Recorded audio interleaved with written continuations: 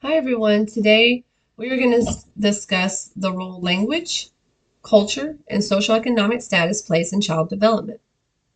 Language acquisition impacts areas of a child's development, particularly their social emotional development and their cognitive development.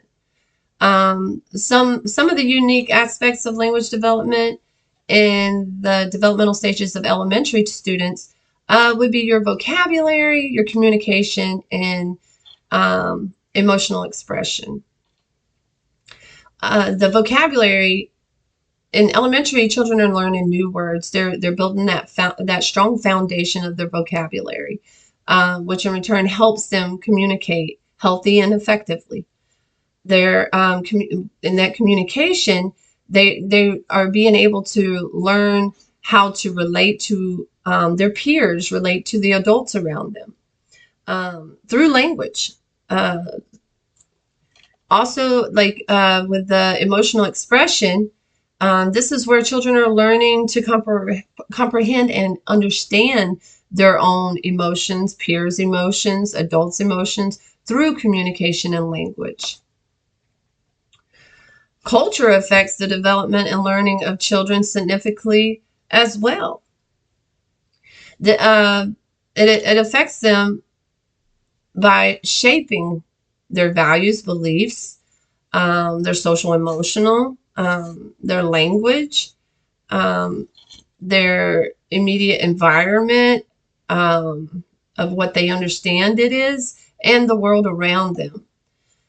In this way, influencing everything from how they express themselves, their emotions, how they problem solve, and how do they process information.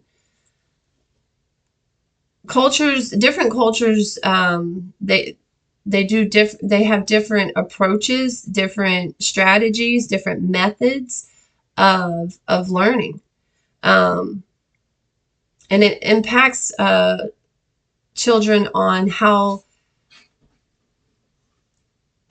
they are thinking, how they process.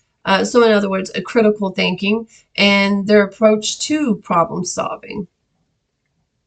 I pulled a resource explaining how socioeconomic statuses include poverty affect the development and learning of children and early adolescents through American Psychological Association. And it explained that school readiness reflects a child's ability to succeed both academically and socially in a social environment.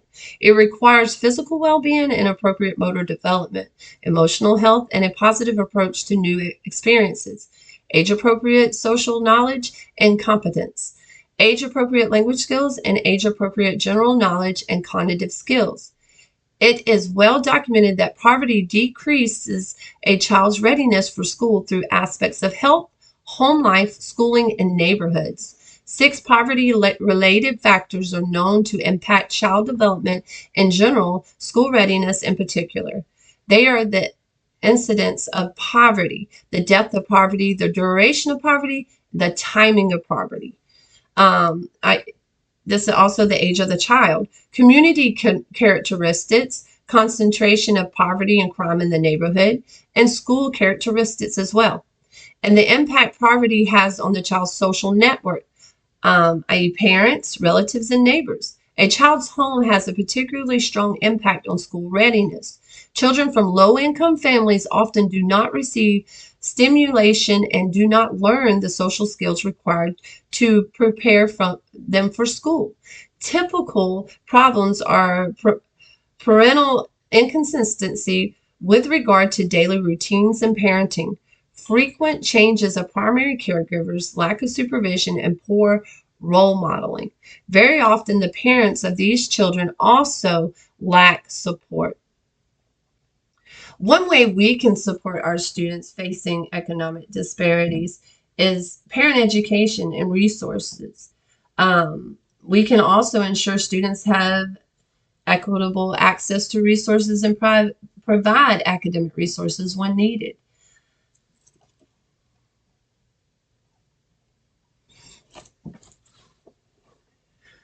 Language acquisition, culture, and social economic status of a student affects classroom practices. Research indicates that children from low SES households and communication develop academic skills slower than children from higher SES groups. And that was from Morgan and Farkas Hillmeyer. For instance, low SES in childhood is related to poor cognitive development um,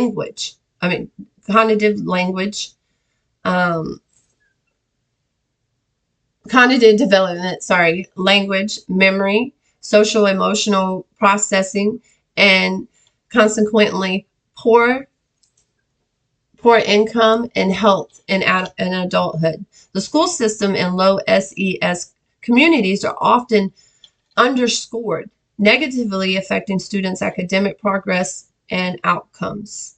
That was Akins and Barbian.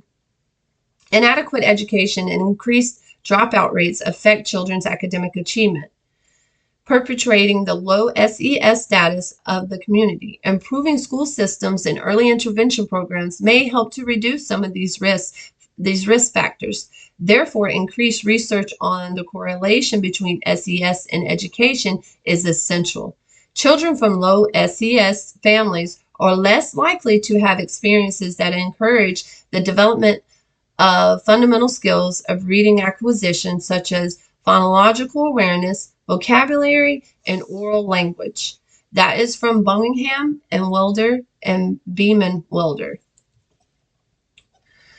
Children's initial reading competency is correlated with the home literacy environment, number of books owned, and parent distress. Aiken and Barbarian.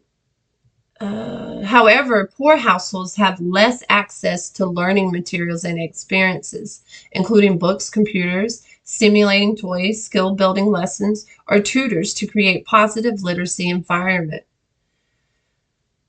I have done some research and I've found the cultural response teaching strategy. So, which is cultural responsive teaching means using students' customs, characteristics, and experiences and perspectives as tools for better classroom instruction. We can also celebrate. We should always celebrate the diversity in the classroom. How we as teachers can support diverse languages and cultures in the classroom to further promote student learning and development. Here's a handful of ways we can do that. We need to get to know our students. We need to know their backgrounds. We need to know where they're at now. We need to know what kind of dynamic they're coming from home. We also can label classroom items in multiple languages. I also utilize pictures within those, like Spanish and English, with a picture of what that item is. We can utilize diverse learning materials. So we don't always have to be reading out of text. You can do things on laptops. We can do things on projectors.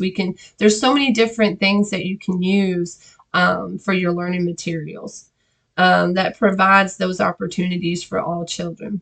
We can provide books, videos, and other resources that feature characteristics and stories representing those various cultures as well. Encourage students to work together in groups where they can learn from each other. They can express their cultures with each other. Make it a normal thing that being, everybody having different backgrounds, different cultures, it's okay. It's a wonderful thing. We should celebrate it. It's what America is about. So encouraging students to share who they are, where they come from. We can also create opportunities for students to bring in those aspects of their culture and traditions, family stories, pictures, different foods they eat, different foods that they remember as early childhood, different holidays they celebrate. How do they celebrate their holidays? We should share those in the classroom to show that it's acceptable and we should celebrate those. Here are some resources for local and global learning networks teachers could research or actively participate and to learn more about supporting students with factors that limit their success in the classroom. Um, my go-to is the Council for Exceptional Children. That's the CEC. Also, the National Center of Cultural Response Teaching and Learning. That's the NCCRTL. Or the National Association for School Psychologists, NASP. Okay, thank you. Hopefully you learned something.